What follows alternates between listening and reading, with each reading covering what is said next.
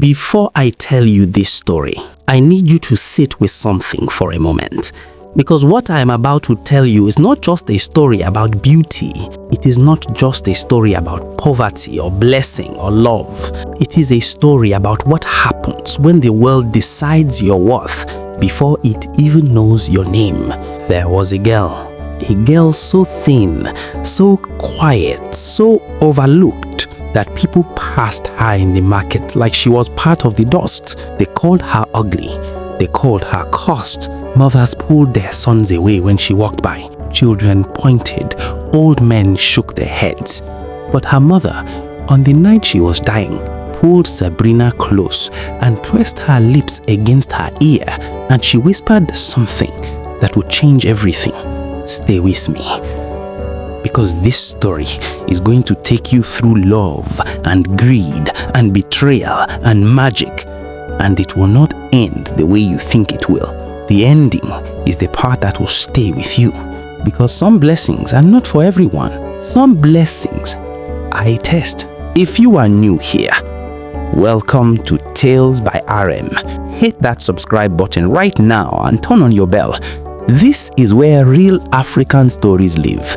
Stories that will move you, shake you, and remind you that life is always deeper than the surface. Now let's go back to Sabrina. The village of Okezie was not a place that celebrated quiet people. It celebrated loud laughter and full hips and big farms. Low voice, it celebrated men who caught the most fish and women who pounded yam the hardest.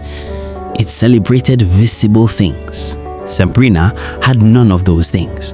She was thin in a way that made people uncomfortable, not the thin of someone who chose to be slim, but the thin of someone who had known hunger for so long it had shaped her bones. Her clothes were old. Her sandals were split at the sole. Her face, though gentle, was not the face that men stopped to admire. And so the village made its conclusion early. Sabrina would not marry well. Sabrina would not marry at all. She was just there, present but unseen, living but barely counted. But her mother saw her differently. On the night she died, her body worn down by years of labor and sickness, she gathered the last of her strength and pulled Sabrina onto the bed beside her. She spoke slowly. Pause. The words came out like something she had been carrying for years.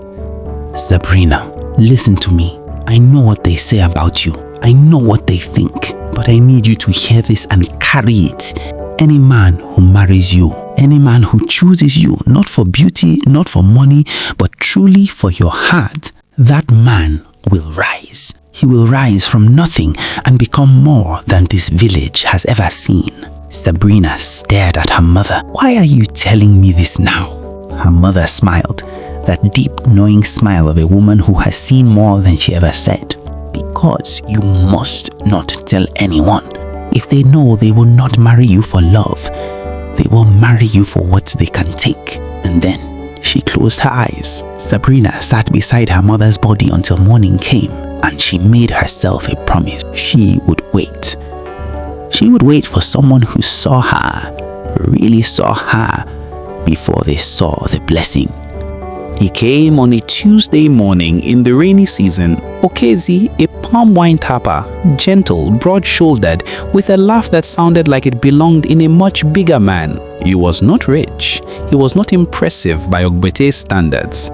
He climbed trees for a living and sold what dripped from them. But he had kind eyes. He saw Sabrina at the river. She was washing her wrappers alone, the way she always did things. Alone, and instead of looking away, Okezie walked toward her. He did not compliment her figure. He did not say anything clever.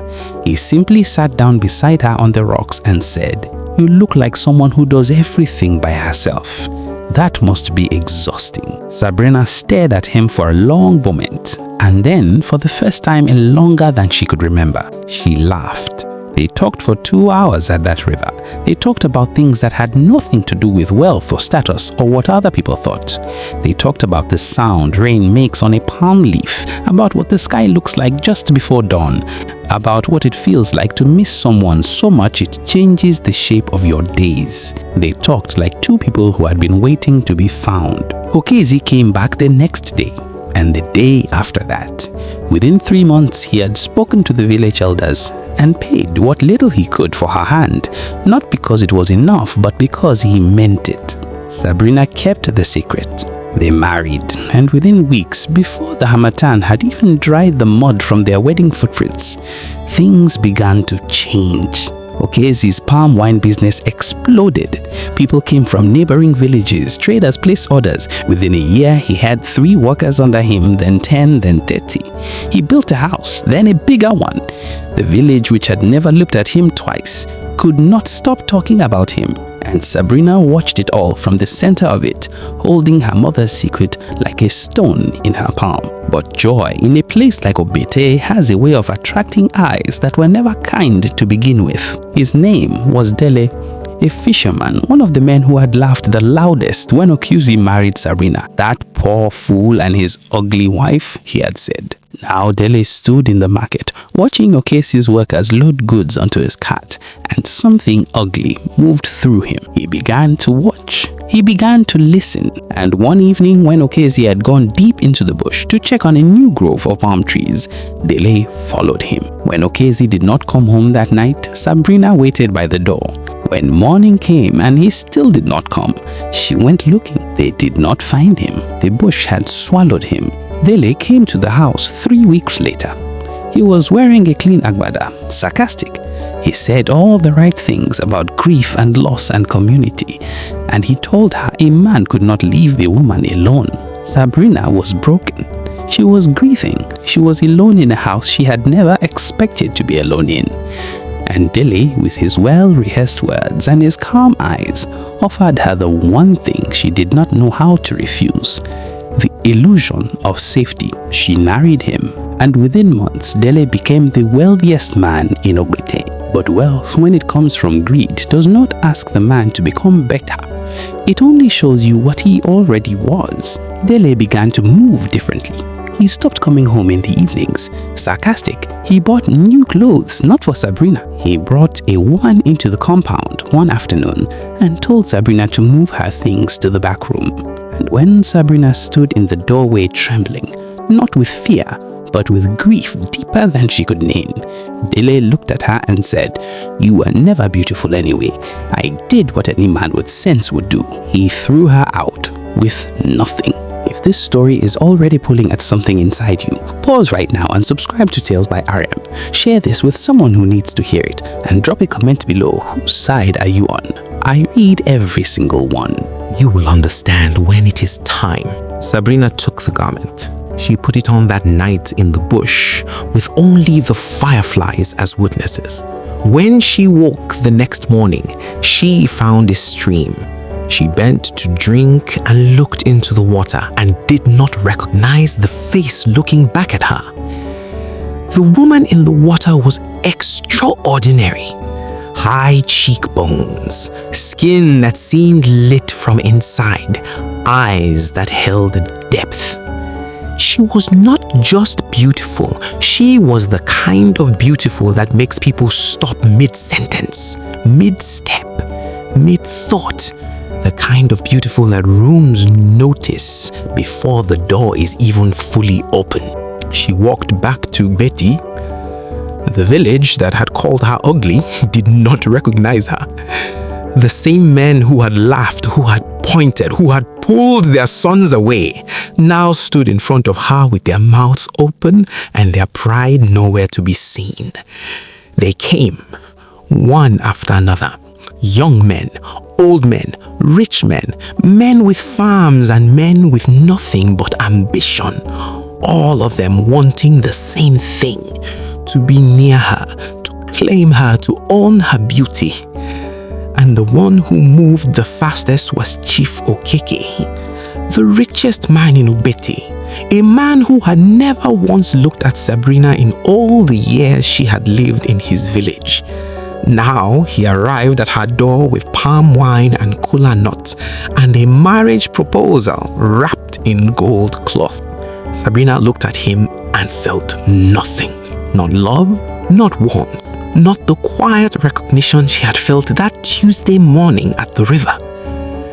But she was tired, And tired people sometimes say yes to the wrong thing simply because yes feels easier than the loan. She married Chief Okezie.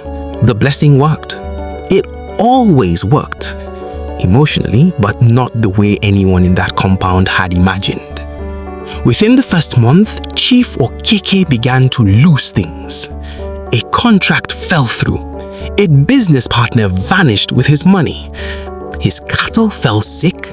His harvest was half of what it had been for 20 years. He hired diviners. He made sacrifices. He prayed to every god Okezie had ever known. Nothing helped. By the second month, the workers were gone. By the end of the second month, the house he had been so proud of had creditors at the door. By the time the Harmattan came again, Chief Okezie was begging in the same market where he had once bargained for everything. The village drew its conclusion quickly. Family, Sabrina was cursed. Her beauty was a trap. Every man who married her would be destroyed. Sabrina heard what they said. She sat in the small room she had been moved to after Chief Okekie's fall, and she turned the old woman's words over in her mind. Whispers? The transformation will serve a different purpose. And slowly, she began to understand. There is a place in every person's story, a place so dark, so completely empty of hope, that the only direction you can think of is down. Sabrina had reached that place. After Dele, there had been others, men who heard the whispers, men who watched Dele's fortune rise and put together what they thought they understood. One by one, they came to her. One by one, they married her for what she carried. And one by one, the moment they had what they came for, they discarded her like a wrapper that had served its purpose. She was used and used again, and each time she told herself it would be different. Each time she looked for something genuine in the eyes of the man in front of her, and each time she found nothing but a mirror reflecting her own desperation. The last man had beaten her. The last man had laughed while he did it, telling her she had been foolish to believe any man could love something like her. Sabrina walked into the forest at dusk. She did not walk quickly. She walked the way a person walks when they have already made a decision, slowly, without looking back, as if the world behind them has already closed its door. She walked until the trees grew thick enough that she could no longer hear the village, until the light turned green and gold through the canopy above her, until the ground beneath her feet felt soft as something that had been waiting for her. And then she heard a voice. "Child?" Sabrina turned. There was a woman sitting at the base of an iroko tree. Old, deeply old, in the way of someone who had been alive for longer than age could measure. Her skin was the color of rich earth. Her eyes were the color of still water. And in her hands, she held a piece of fabric so fine it seemed to breathe. "I have been watching you," the old woman said, "not with pity, with purpose." She held out the fabric. It was silk, or something that moved like silk, pale gold woven with threads so thin they were almost invisible. Worn as an undergarment, the old woman said, it would transform Sabrina. Her face, her form, her presence. She would become a beauty that the world had no choice but to stop and see. "But listen to me carefully," the old woman said. Her voice dropped. "You must never take it off. If you remove it, the transformation will serve a different purpose." "What purpose?" Sabrina asked. The old woman smiled, that deep, knowing smile that Sabrina had only seen once before. The village had grown afraid of her. She moved through the market like a woman in a story nobody wanted to be part of. Beautiful, yes, still devastatingly, undeniably beautiful. But beauty in a cursed woman is not a gift, Okezie had decided. It is a warning. And so she was alone again. Still, The village watched from a distance, confused. This was not the behavior of a man who knew what they knew about Sabrina. This was not the caution of someone who had heard the warnings. This man looked at her like she was the answer to a question he had been carrying for years. Because she was. If this story is moving you, if you feel it, drop a comment below. Tell me, what was the line that hit you hardest? Subscribe to Tales by RM if you haven't already, and share this with one person who needs to hear it today. We are almost at the end, and the ending, it will stay with you. That night, as Sabrina and Okezie sat together in the small room she had been living in, not touching, not speaking, just existing in the same space after years of separation, the air in the room shifted, and the old woman was there. She did not knock, she did not enter through the door. She was simply present, the way truth is present when you finally stop running from it. Soft voice. "It is done," the old woman said. Her eyes moved from Sabrina to Okezie and back again. "The beauty was a mirror," she said. "It showed every man who approached you exactly what they were, and it gave them exactly what they deserved, not punishment." Sabrina looked at her. "And now?" The old woman smiled, and this time the smile was not mysterious. It was warm. "Now your true love has returned. The purpose of the beauty is fulfilled. You may remove it now. What will happen when I do? You will become yourself again, and you will be safe." Sabrina looked at Okezie. He was watching her, and in his face she saw the same thing she had seen that Saturday at the river. Not a man calculating what she was worth. A man who had already decided she was everything. She took the garment off and she burned it. The fire was quiet. It did not crackle. It did not roar. It simply burned, clean and steady and final, until there was nothing left but a small circle of warm ash. When Sabrina looked into Okezie's eyes again, she was herself. Thin, quiet, the face the village had always dismissed, the face her mother had loved. Okezie reached out and took her hand. "You're still you," he said. She nodded. "I am still me." "Good," he said. "That is the one I came for." There is a thing about blessings that nobody tells you. They are not decorations. They are not rewards handed out to the deserving like prizes at a school ceremony. Some blessings are tests. Some blessings are filters, designed not to attract everyone, but to reveal exactly who should have been there all along. Sabrina's blessing was never about the men who came after her. It was always about Okezie, the man who had knelt beside her at a river, who had said, "You look like someone who does everything by herself. That must be exhausting." The man who, when Dele had tied him in the bush and left him to die, when his body was broken and his world had collapsed, had only one thought, her. The man who came for her beauty received consequences. The man who came back for her heart received something the others never could have understood. And so they lived, not in wealth this time, not in a compound that the whole village envied. They lived simply, quietly, in the kind of fullness that has nothing to do with what you own and everything to do with who is sitting beside you when the sun goes down.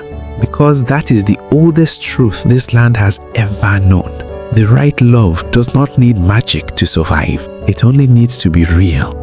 If this story moved you, if it reminded you of someone or a season you survived or a love you once let go, share it right now. Someone in your life needs to hear this today. Subscribe to Tales by RM for more stories that will stay with you long after the screen goes dark. Leave a comment which part of Sabrina's journey hits you the hardest, and we will see you in the next tale. Because at Tales by RM, we don't just tell stories, we tell the ones that matter.